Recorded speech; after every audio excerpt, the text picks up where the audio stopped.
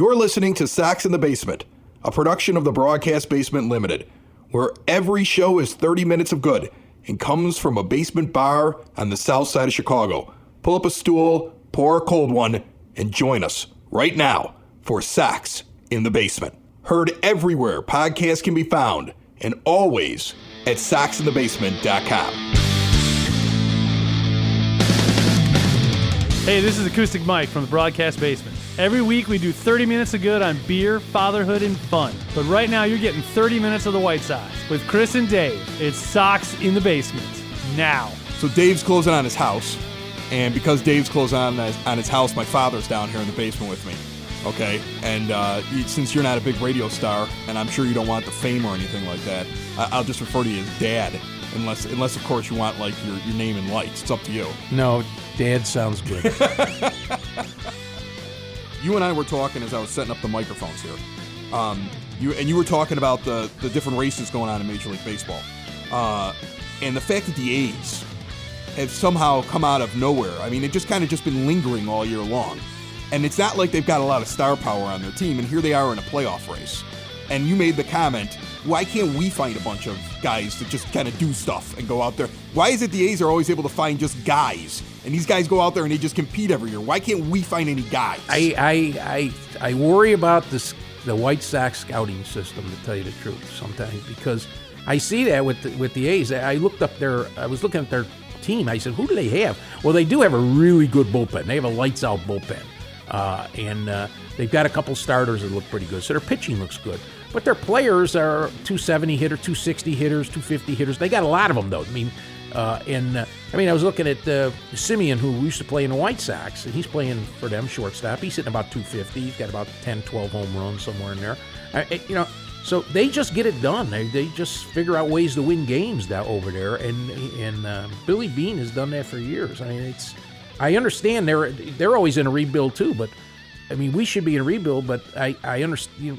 I do not see some of the talent that we have here playing up to it. It's just a little shaky sometimes. Just to give an idea here, because I looked up what the A's roster was, because I think this is interesting, because you're like, oh, they're a bunch of no-name guys. Let's be honest, they are kind of no-name guys. Jed Lowry's having like a career year this year.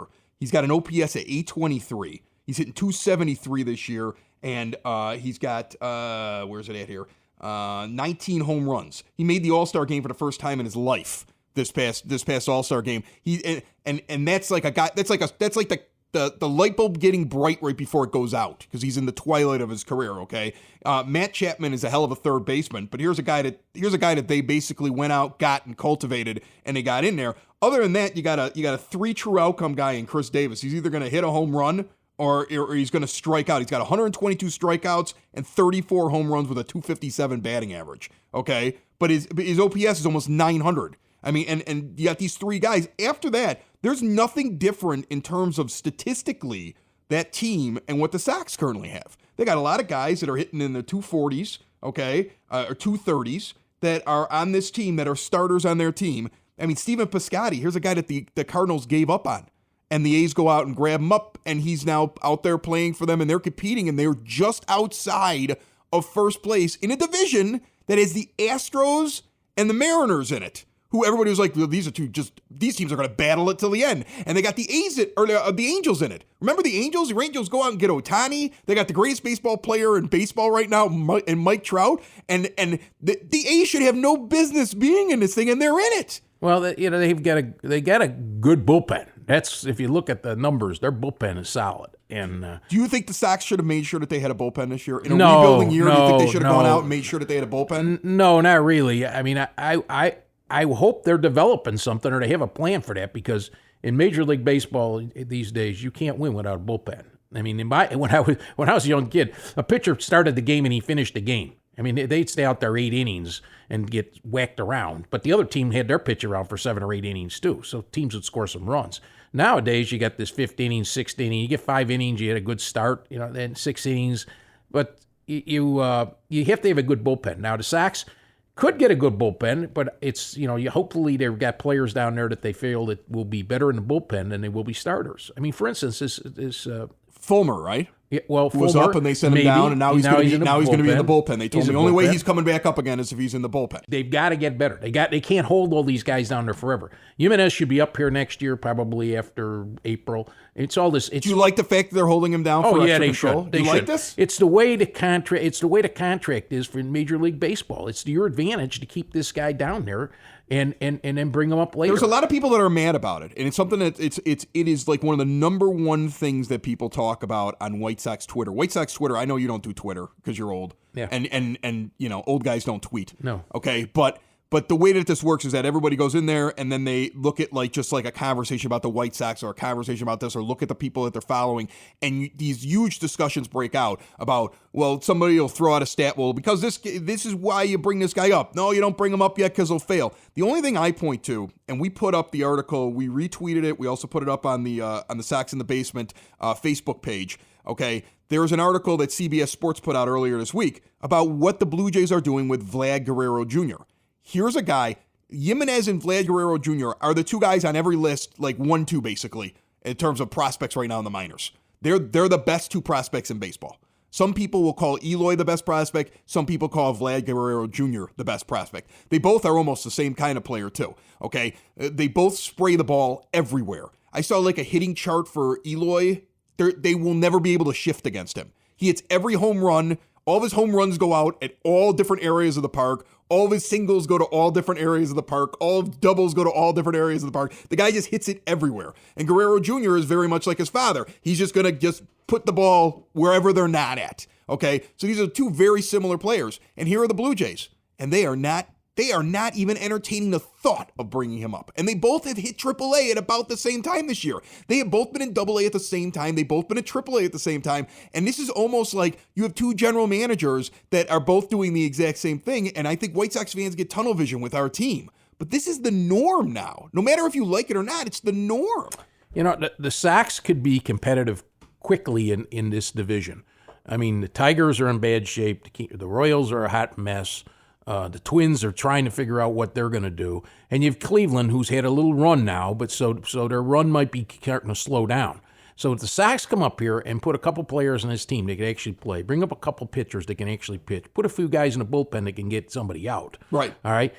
All of a sudden, they could be playing over 500 a little bit, and they'd be in the race. I want to make a run next year. Don't you want to make a run next year? I don't expect to, even if we don't make the playoffs, I don't expect to compete for a World Series, but I think we should be able to make a run. There should be something positive that happens next year. You should be over 500, and you should see some of these guys working out, and you should make a free agent signing in the offseason. Well, or 2 or 3. You should start building your team now. I agree. I think this is what's going to happen. They're going to get rid of some of the players that dead wood on this team. They're going to bring up some guys that are major league ready, but they won't bring them up till April. Right. They should go out and get themselves maybe a big free agent to play position.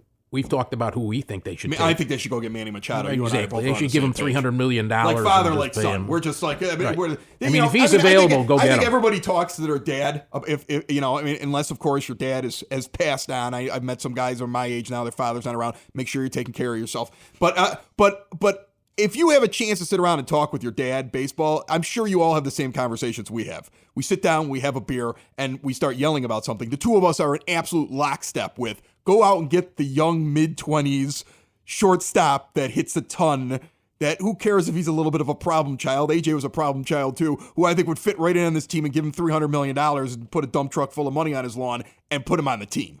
Okay? Because neither one of us like the guy at short right now at all. Well, it's like our thing. I don't want to talk about him because I talk about him too much, but he drives me insane. No, it's not so much him. It's the other guy so much better. I mean, and all of a sudden you put a superstar on your team. You've got Abreu already on the team. Hopefully Garcia stays healthy, who they should keep on this team because he's actually a pretty good ball player. He's starting to grow into one.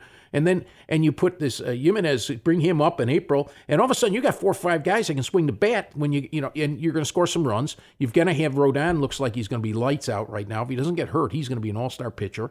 And you're going to bring up somebody else in that pitching staff. Probably Kopech will come up, and you're going to start building your team. And then what you need to do then is go out and get yourself a couple of relievers that have some stuff in them. I mean, I would hope they start trying some of these guys out. I mean, who's the guy that drives me nuts? The one reliever. I don't know why he's on the team. He's got a whip about Wamanaya. Yeah, Wamanaya. Why don't we just give up on Wamanaya and find somebody else and bring some guy up? I saw somebody the other day on Twitter wrote, Wamanaya has been one of the best right-handed relief pitchers in the bullpen since he came back in June. And my response was, he's got a 1.77 whip on the year, and he's never had a whip below 1.5 or something like that in his career. If he's the shining spot in your bullpen, you have massive problems.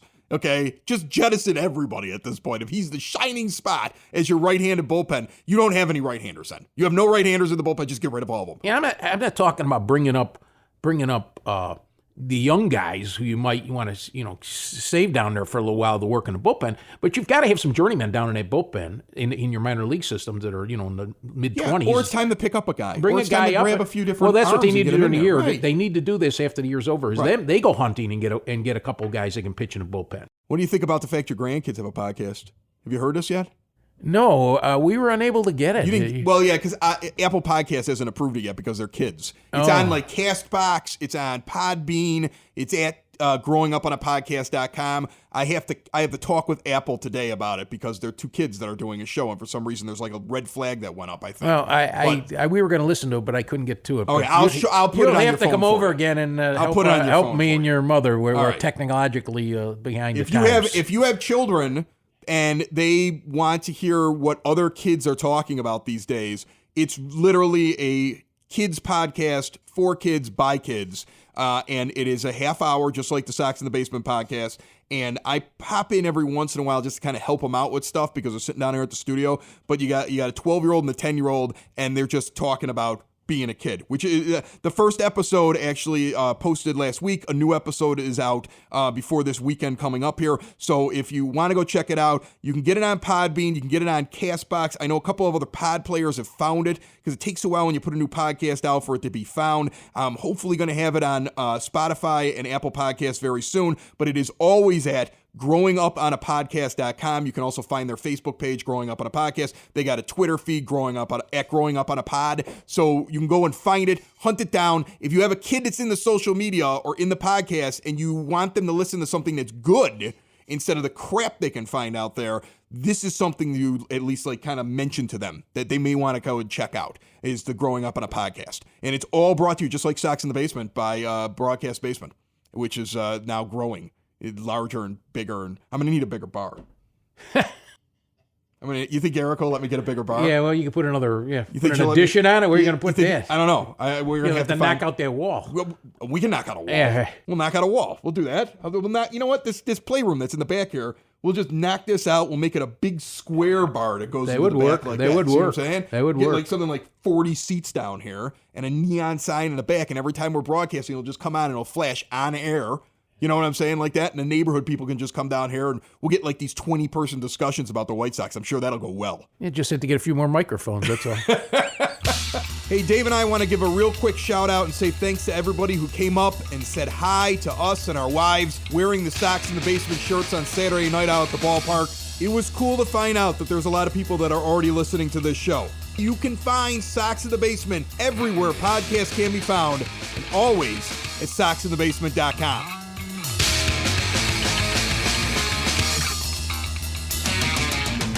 You got Dave and I were from a generation of White Sox fans that grew up, and our heroes are the guys from the 80s that you would probably have bumped into at a bar.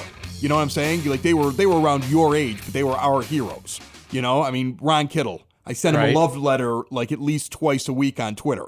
Ron's flirting with me too. I was live tweeting from Section 108, and Kittle liked it.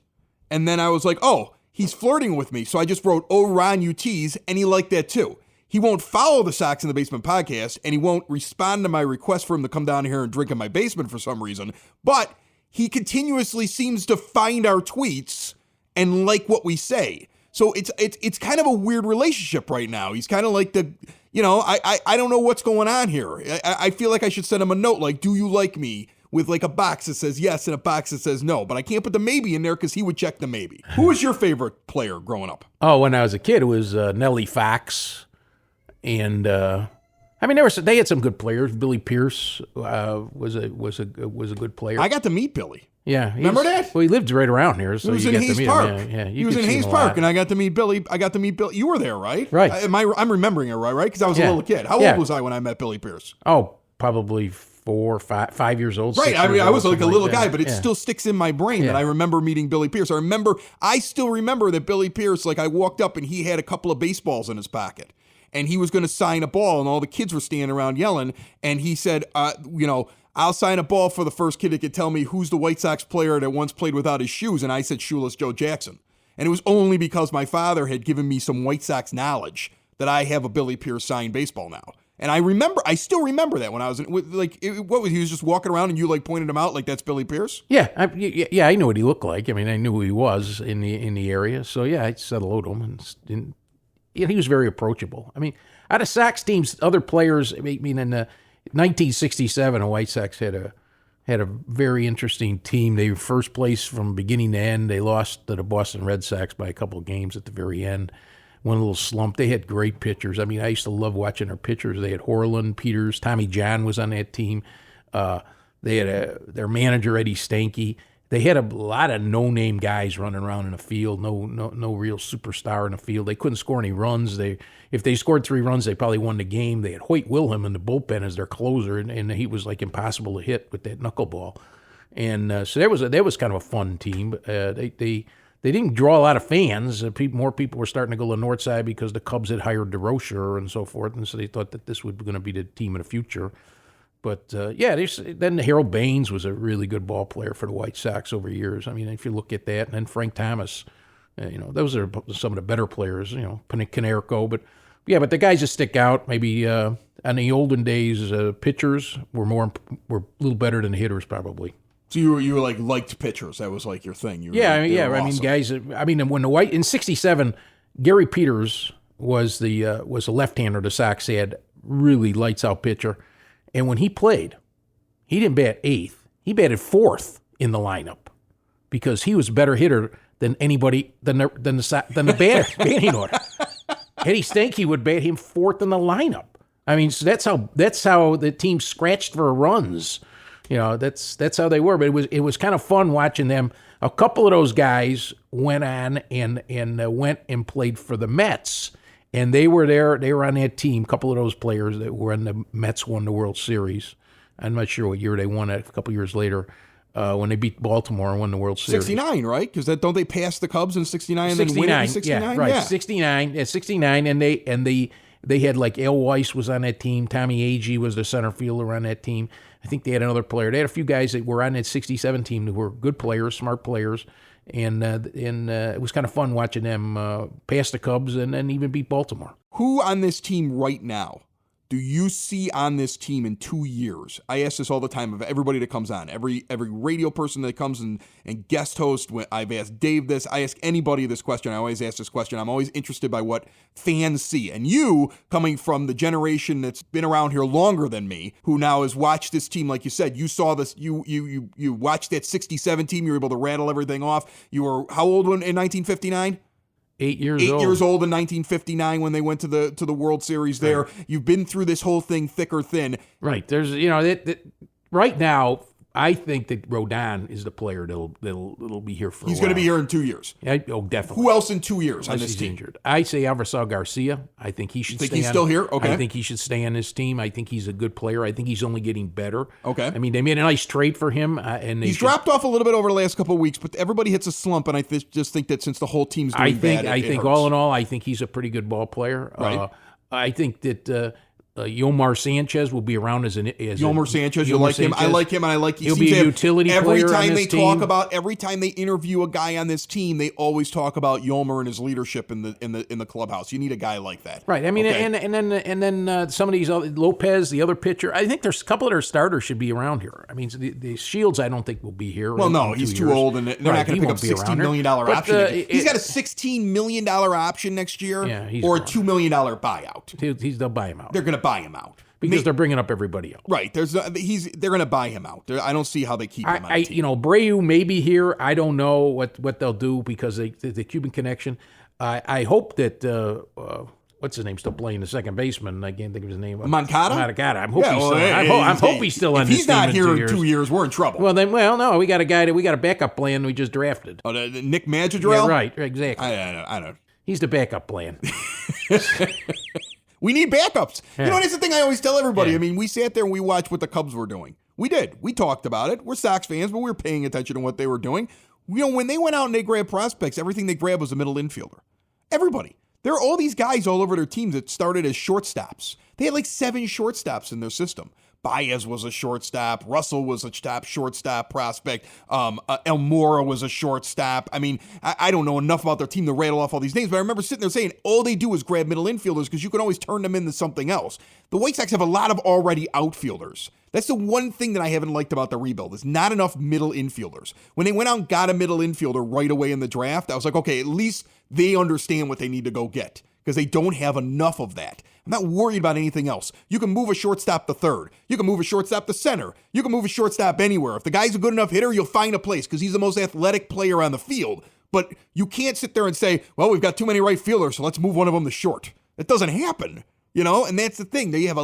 That's my thing. That's my only concern when I watch how they're building this, is that there's not enough in the middle because you're just banking on the few guys you have in the middle of making it. And if they don't, you better get the wallet out to get somebody because you don't have a lot of depth in those That's what I say. Get the wallet out for the shortstop this year. You solve a lot if you go get Machado, don't you? I mean, you solve a lot if you go get Machado, you solve a lot. Yeah. You make Anderson and Madrigal and Moncada now all compete for second base.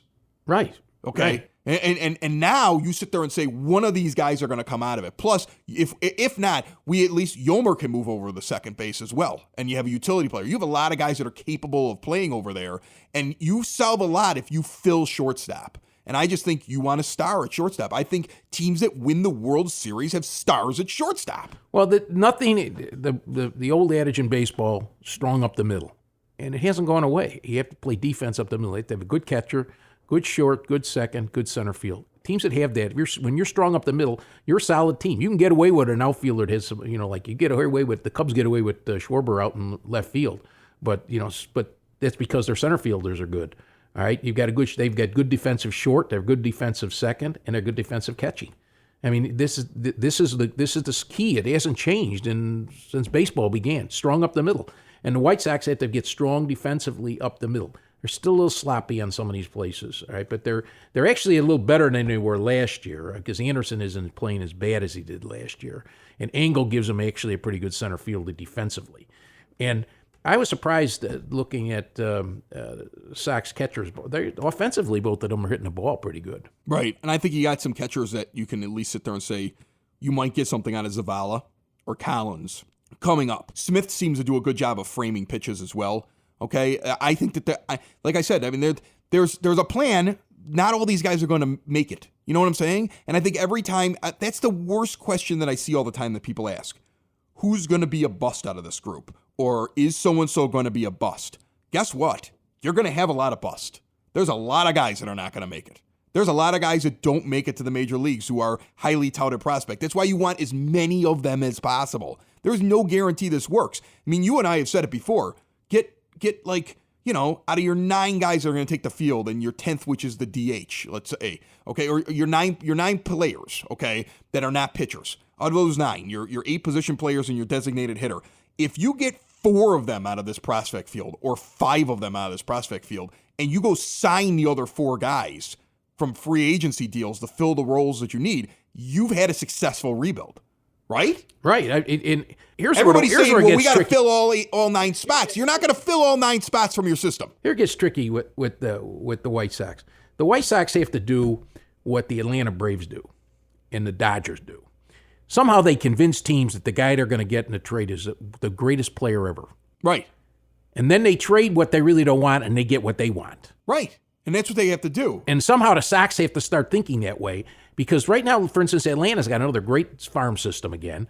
And if you go shopping in their farm system, you better be careful what you're buying there because they're great at fleecing you. The following story is completely true.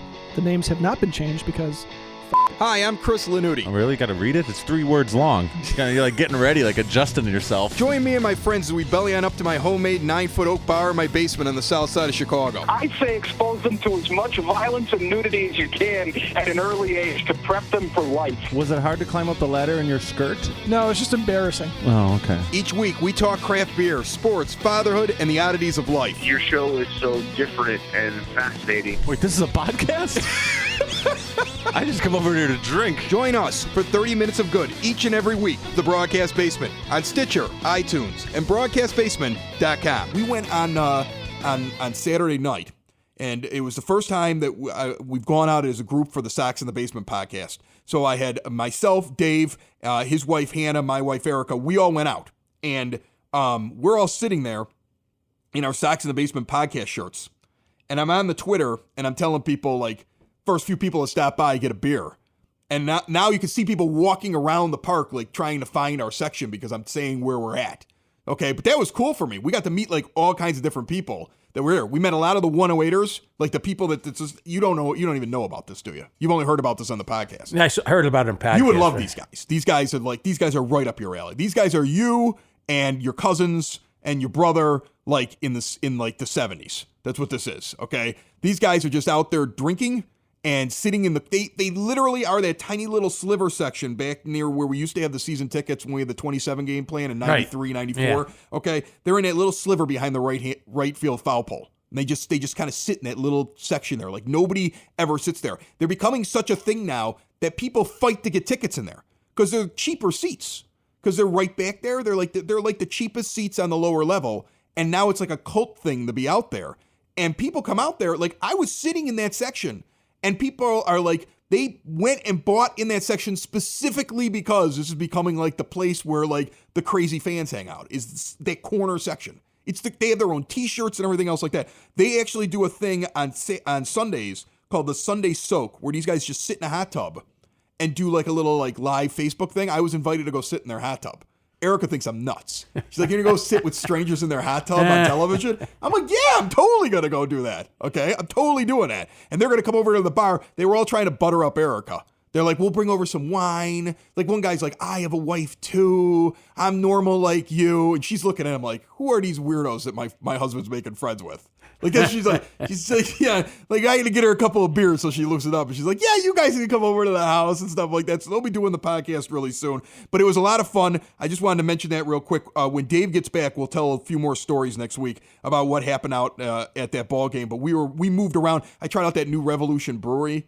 Oh, yeah, you were trying to get in there the last time. Oh, yeah, and it was closed when we went. Yeah, right. Because they don't open it if it's, I don't think they open it when it's a day game and there's 12 people there.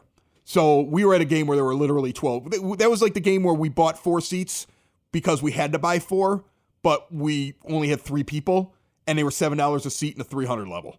Remember? You're right. Like, that's basically what it was. It was a pretty good deal. $7 a person to sit in the 300 level. Front row. Bought like the day beforehand in the front row of the 300 level, and there was nobody else. So they didn't even open up the Revolution Brewing thing. It was cool. They have, like, like when you're in the center field, like the batter's eye thing. You've sat up there before on the fan deck. Like, every once in a while there's not an event, and you can get up there and you can just sit there, and they have like those metal tables. They have one of those there too, with like really comfortable seats. And you could sit along that and watch the game from basically the 300 level perspective, okay, inside the bar where they have all the craft beer. And they've got some other regular beers. I mean, they got something for you. I'm sure they got something that's close to Miller Lite. I can drink a variety of beer. Can you? Yeah, I've been known to do that. Now, there's nothing around the ballpark. The ballpark itself is beautiful. I mean, I've always said it's a nice park. At the bottom, especially the bottom part, that 100 level all the way around the field, is probably one of the nicest ones in Major League Baseball, the parks I've been in. It's really a nice ballpark. It's all, you can walk through it all. There's nothing that stops you from walking all the way around. There's food everywhere. One of the best parts about it was, and I always lose this perspective when I'm out with the kids, is because when you have the kids, you're just basically dragging them around the park. And you got to keep track of them, and where's this person and where's that person, and who needs a pretzel, and like somebody's always asking for something you don't really get. But like when it was just me and like other adults, we were just standing on the concourse for like 2 innings having a beer, and it's just as good as sitting in the seat. Right. And you're standing out there in the summer, and you just walk right up and just stand there and watch the game from a different perspective. You can walk around and still keep track of the game. That whole concourse allows you to watch live game action and still like be like social, and it's really the best. You always had the greatest idea for it, which I always thought was because you said it. They should put like a big bar that just runs all the way around that concourse, where you could sit on a bar stool and put stools, and you have you have bartenders that work the bar, and you sit at the bar stools, and the bar runs all the way around that thing behind the last row of seats. And you can just sit there, and people will just walk up to the bar and be able to sit at the bar and have a drink, and there'd be like peanuts on the bar, and the game is going on. Like that was, I still think that's the greatest idea for that ballpark that has never been used before.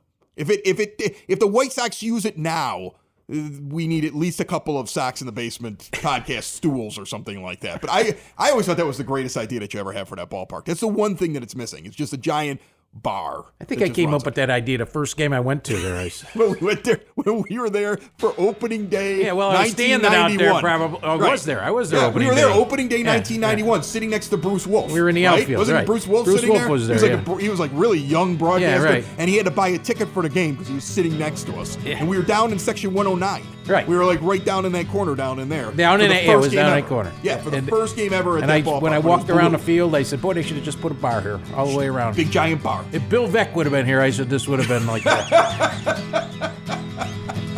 Another show is wrapped up. Another show's in the books. Another show is wrapped up. And then by the looks, it's going to be a good one. And we'll see you next week. And the nude is basement. And the nude is basement. Another show is wrapped up. Another show is wrapped up. Another show is wrapped up. And it's in the books. Another show is wrapped up. Another show is wrapped up. And by the looks, it's gonna be a good one. Nudie's Basement. Broadcast Basement. The Nudie's Basement. The Broad Basement. Slancha. That was like Dropkick Murphys or something, right? I felt like it. I want you to come back because I think having my father in here with the older person's perspective would go great because David just constantly yells about how old White Sox fans like they don't get the rebuild, and you get it. And that's the thing. Like I get it. I understand what they're trying to do. That it's the way the game is these days, and I understand what they're trying to do. But it's not that it isn't painful to sit there and watch these guys play so bad. I mean, I watch them on television, and I'm like, holy cow, how do you do that? Right. It's sort of like that. In the natural, when the one coach says to the manager, that was kind of a bad play there. I say that about 3 times a game watching. Sox in the Basement. Heard everywhere podcasts can be found. And always on soxinthebasement.com. Sox in the Basement. Sox in the Basement. Sox in the Basement.